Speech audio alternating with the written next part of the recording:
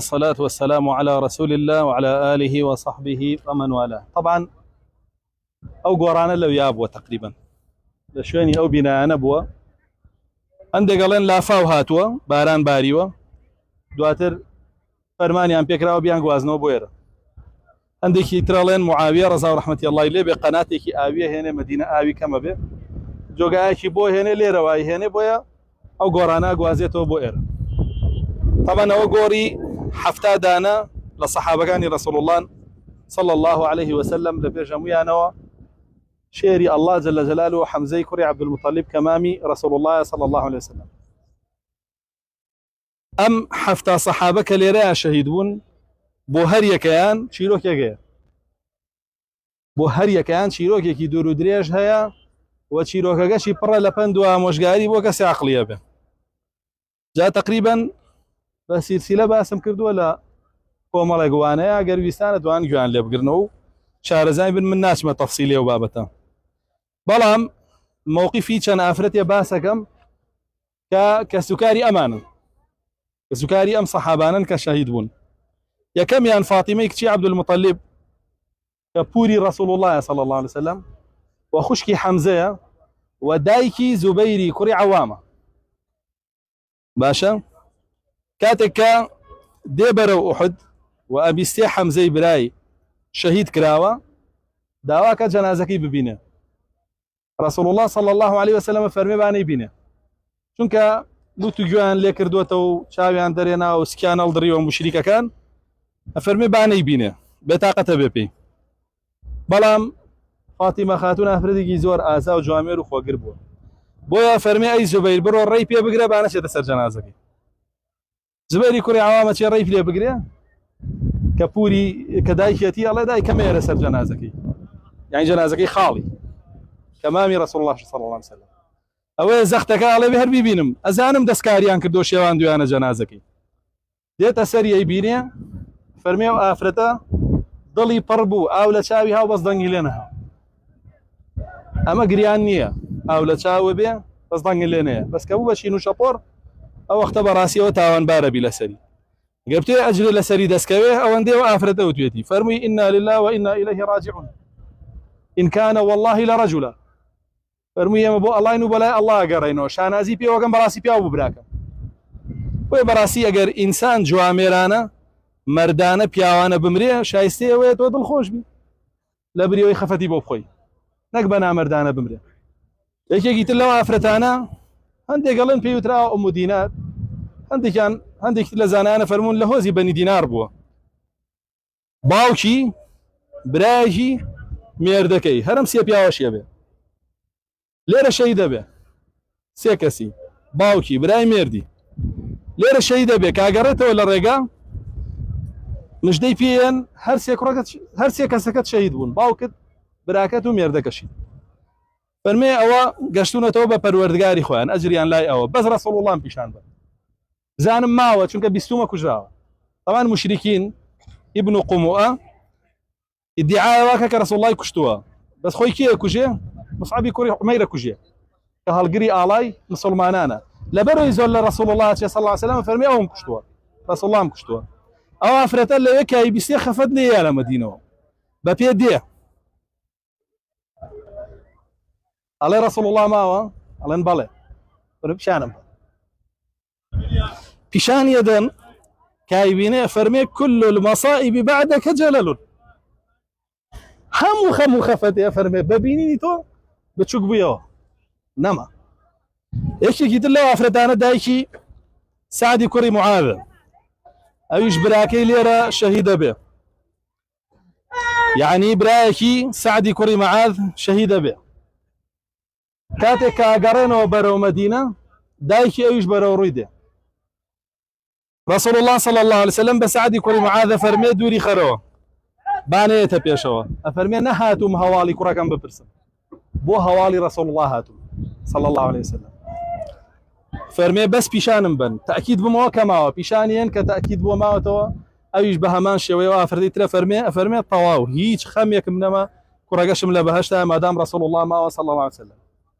ئەوە مووقیفی سێ ئافرەتە. طبعا زۆربەی ئافرەتەکانی تریش کە سوکاریان لێرە شەهید بوون مووقیفیان هەبووە ناچمە سەرەوانە. بەڵام بۆچی ئەو مووقیفیان هەبوو بۆ ئاوا بوون لە بەرامبەر رسول الله صلى الله عليه وسلم تێگەشتە بوون لەو ئاەتەی کە الله جل جلاله ئەفەرمێ النبي أولى بالمؤمنين من أنفسهم رسول الله صلى الله عليه وسلم لپێشترە بە ئیمانداران لە نەفسی خۆشیان ئەوان ئاوا بوون بۆ یەتوانیان دین سەرخەن و بۆ یەتوانیان بە پلە بەرزەکانەوە بگەنەوە بە الله جل جلاله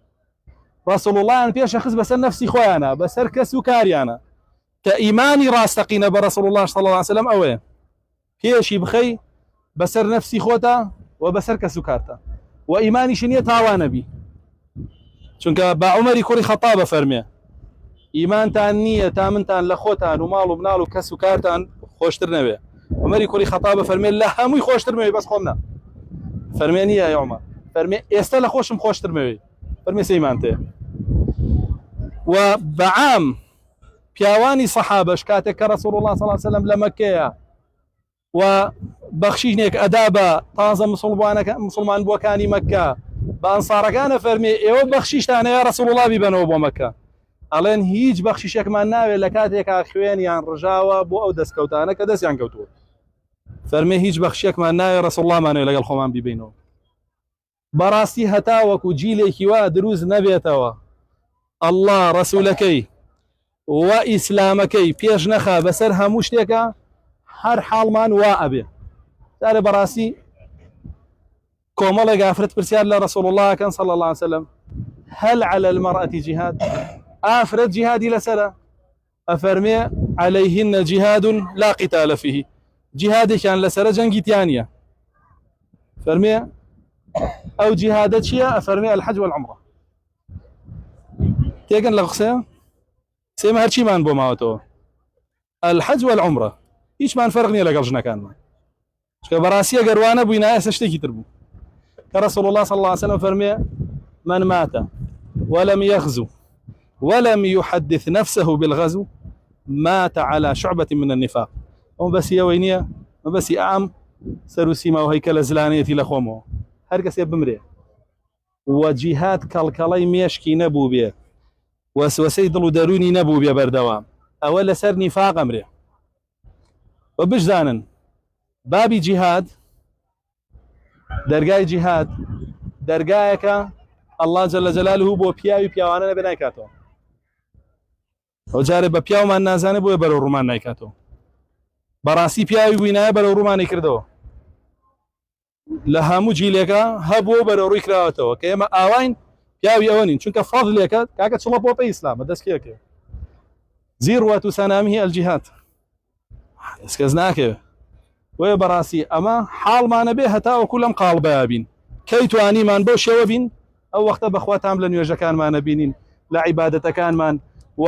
زۆر طەبیعی ئەبێ بەلامانەوە هەر دەقێ بگەڕێنەوە بۆ لای پەروەردگارمان چونکە بەڕاستی ئینسانی ئیماندار لە بینی دووشتایە یان شەهید بوون لە پێناوی دینەکەیە یان سەرکەوتن ئیحدى الحوسنەیەینە غەیری ئەوە بەڕاستی ژیانی مەڕووماڵاتە ژیانی ئینسانی مسلمان نییە کاگە بینی قورئان باسی سەحاباکە ئەفەرمێ بە منافقین بڵێن چی هل تربصون بنا إلا إحدى الحسنين لەو دوانە زیاتر نییە بەردەم ئێمە چارە نووسی ئێمە یا سەرکەوتن یا شەهید بوونە بەڵام بەداخەوە ئەمڕۆ ئێمە ئاوامان لێ هاتووە بۆیە رسول الله صلى الله عليه وسلم فەرمێ ذاق طعم الإيمان من رضي بالله ربا وبالإسلام دينا وبمحمد صلى الله عليه وسلم رسولا ونبيا تامي إيمانكي أكا أو كسيم سيتايبد من ديتيا الله جل جلاله رازي ببي پروردگار بي پیش خوتي بخا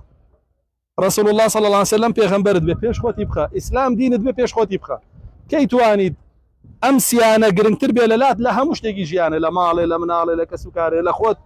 لنفسه خودي خوشه او وقت تامله نيوجكان دبيني بو سيما نيوجكين هيچ تامشي لنا بين روجو گرين هيچ تامشي لنا بينين عمراك حجكين هرچيكين هيچ تامشي لنا بينين سببكي اويا نقصان مانتیا هاتن من بو ام شوێنانە بینینی تەضحیەی ئەو پیاوانە و چۆن لەویا شەهید بوون چونکە پیاوانە مردوون ئەوە تا ئێمە دوای 1400 ساڵین لەسەر گۆڕەکەیانەوە سین دوعای خێریان بۆ هەرەوە نەشمان لە دەستیە بۆیان باشە ئەوە بە قوربانی بدان ئەوە بەدەست دێ پلە و پایە و پێگە و ڕێز لە دنیا و لە قیامەتیشە جا إن شاء الله قرباني دانيش بو همومان دەرگاکەی کراوەیە هەمومان نتوانین بەشی خۆمان قوربانی بین کاکە قوربانی بە سعاتێ لە خەوەکەت چییە قوربانی بە سعاتێک هەڵقە سەیری نەکەی سعاتی ئیخبار سەیری نەکەی چوار گۆرانی کوێ لێ نەگری بگەی بە دوو ئاات هەیە سێمە ئامادە نین بیدەین وی بەڕاستی هەتا ئاواژ بین نەتام لە ئیمانەکانە بینین ناگەین بە هیچ مەسلوب سەرکەوتنێکیش داواکارم لە ئەڵڵا لێمان خۆش بێ ئەم هاتنەمان بە سونەتێک لێوەربگرێەوە ئەجرمان باتەوە لە سەری و نسیبیشمان کە پیاوانە هەمووتان حەستان لێ وەکو ئەو پیاوانە بگەینەوە بە ئەڵڵا جەل جەلاله الحمد لله رب العالمين